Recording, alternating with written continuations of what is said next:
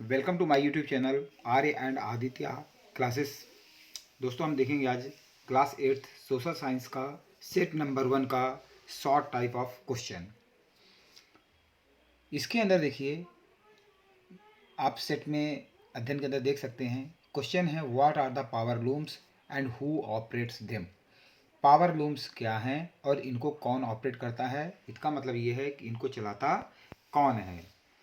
इसका सलूशन देखिए, हम इजी वे में इसमें देखेंगे।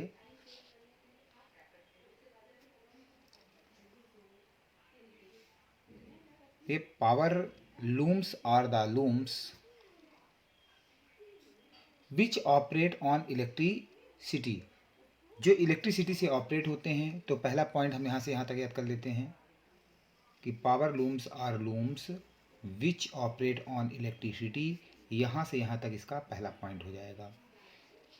उसके बाद there are the small unit with 4। Second point यहाँ से बना दीजिए कि इसके अंदर जो है there are small units with the 4 to 6 looms. इसके अंदर 4 से 6 लूम्स होते हैं। थर्ड पॉइंट बनाइए the owner of the these looms operates them. तो जो इसका मालिक होता है, जिसका ये लूम्स, एक्चुअली लूम्स क्या होता है, जिसके फैब्रिक्स यानी कपड़े वगैरह बनते हैं, फैब्रिक्स बनते हैं। तो ये जो होते हैं, तो इनका ऑनर जो इन लूम्स का होता है वो खुद ही ऑपरेट करता है। और इसके ऑपरेट करने के लिए इसमें इसके जो है फैमिली मेम्बर्स जो होते हैं हेल्प करते हैं, और या कि वो हायर्ड लेबर भी जो है ले सकता है।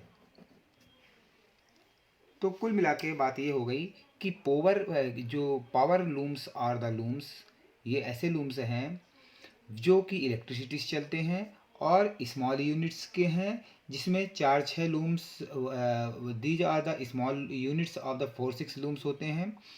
उसके बाद इनको जो ऑपरेट करता है उसका ऑनर करता है अपनी फैमिली मेम्बर की मदद से, या हायर्ड मतलब कि किराए पर कुछ लेबर लेके। तो ये जो है इसको ऑपरेट करते हैं। तो यहाँ पर जो है आप पावर लूम्स देख सकते हैं। इसकी इमेज भी मैं आपके सामने लेके आया हूँ ताकि जो है आपको पावर लूम्स समझ में आ गए जाए कि इससे कैसे फैब्रिक्स वगैरह इसमें जो है छोटी छोटी यूनिट्स होती हैं। और इसको ये देखिए सबके ये जो है इसको घर के मेंबर्स ही अटेंड करते हैं। एक मशीन है इसी के बारे में और इलेक्ट्रिसिटी से चलती है। तो ये मैं आपको जो है इमेज के थ्रू भी जो है इसको बताने की कोशिश मैंने किया है। चलिए इसके अंदर नेक्स्ट क्वेश्चन है वेयर डिड द झूम कल्टिवेटर्स प्राइमरी लिव। तो झूम कल्टीवेटर जो होते हैं वो कहाँ रहते हैं।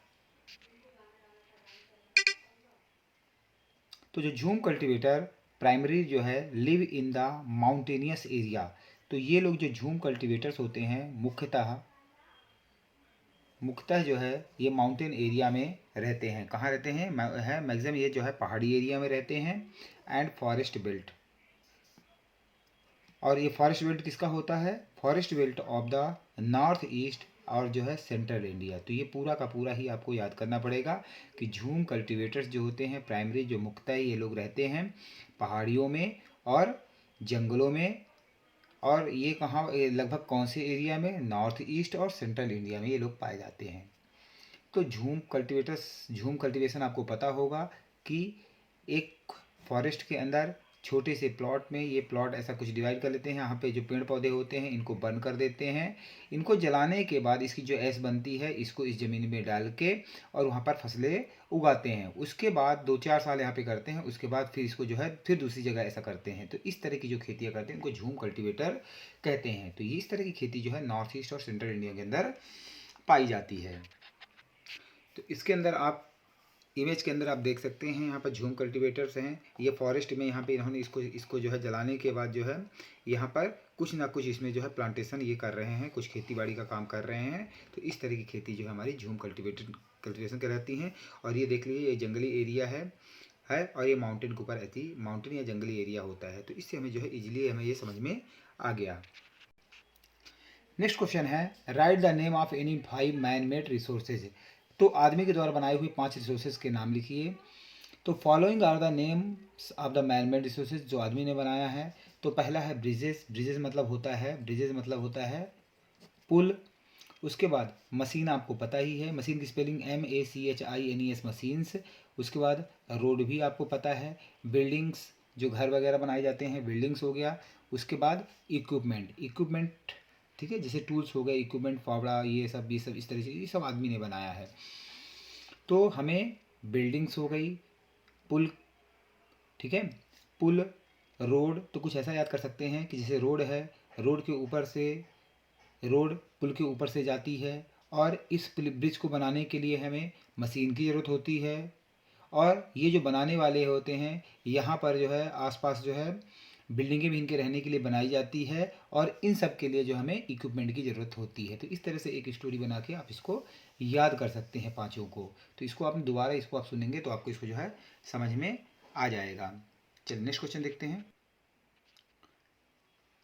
चलिए नेक्स्ट क्वेश्चन है, which disputes are resolved by the judicial system. तो डिस्प्यूट मतलब होता है विवाद, किस तरह के विवाद जो है सॉल्व किए जाते हैं जुडिशियल सिस्टम के द्वारा। जुडिशियल मतलब हमारी जो न्यायपालिका होती है, न्यायपालिका के द्वारा जो है किस तरह दूर किए जाते हैं। तो the judicial system provides a mechanism to resolve dispute between.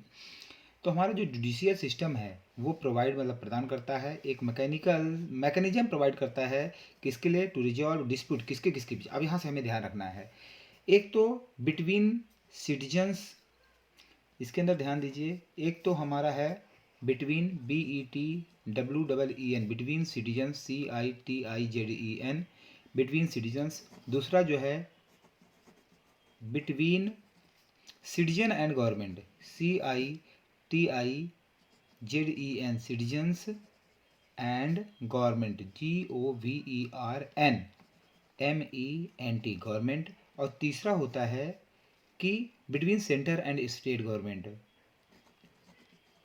Between centre, CENTRE, centre and state government, GOVERN होता है इसमें, MENT। तो ध्यान देना कि किसके किसके बीच, अब याद नहीं होता तो आप इनको भी लिख सकते हैं कि किनके किनके बीच जो है जुडिशल सिस्टम हमारा जो है डिस्प्यूट रिजॉल्व करता है। तो जैसे लोगों के बीच, दो लोगों के बीच झड़प हो गई तो उसके लिए हम कोर्ट में जाते हैं। उसके बाद मान लीजिए कि कोई आदमी है और किसी सरकार का कोई आदमी है, उनके बीच कोई झड़प हो गई तो हम यहाँ पे जाते हैं। एग्जाम्पल के लिए, जैसे कोई जो रोड बन रही है और वहाँ पर किसी व्यक्ति या कई लोगों के वहाँ पे घर हैं और सरकार को उसको तोड़ना पड़ा, तो वे लोग उसको लेके कोर्ट में जा सकते हैं अपना पक्ष लेके। तो वहाँ पे सिटीजन्स एंड गवर्नमेंट हो गया। उसके बाद centre and state government. Centre का मतलब ये है कि कोई चीज़ सेंटर की प्रॉपर्टी है और वहाँ पर स्टेट का अधिकार है, स्टेट के अंदर आती है, तो उन दोनों के बीच यदि कोई डिस्प्यूट हो तो ये भी जो है इसको भी हम लेकर जो है सरकारें न्यायपालिका के पास जाती हैं, जुडिशियल के पास जाती है। तो ये तीनों जो है आपको याद रखना है, between citizens and government, between centre and state government. I think ये समझ में आ गया होगा इजी वे में। चलिए नेक्स्ट क्वेश्चन है, right the name of the main social reformer. Social का मतलब होता है हमारे समाज को सुधारने वाले सामाजिक सुधारक जो हैं उनके नाम लिखिए। तो इसमें आप लिख सकते हैं, पहला तो है राजा राम, RAJA राजा, RAM राजा राम, मोहन राय, MOHAN मोहन रॉय। नंबर 2 स्वामी दयानंद सरस्वती। उसके बाद ईश्वर चंद्र विद्या सागर। तो आप देख सकते हैं ईश्वर चंद्र विद्या सागर हैं, VIDYA विद्या सागर। उसके बाद नेक्स्ट है पंडित रामाबाई। उसके बाद श्री नारायण गुरु, ज्योतिराव फूले, ठीक है, EV Ramaswamy Naicker were the various social reformer who made effort to reform of the Indian society. तो आप जो है यहाँ तक ये पॉइंट्स आप याद रख सकते हैं कि राजा राम मोहन राय हो गया, उसके बाद स्वामी दयानंद सरस्वती, ईश्वर चंद्र विद्यासागर और पंडित रामाबाई, श्री नारायण गुरु, ज्योतिराव फूले, EV रामास्वामी और ये नायकर। तो इनमें से 4 या 5 नाम आप याद रख लीजिए और इनको आपको पॉइंट फॉर्म में लिख देना है।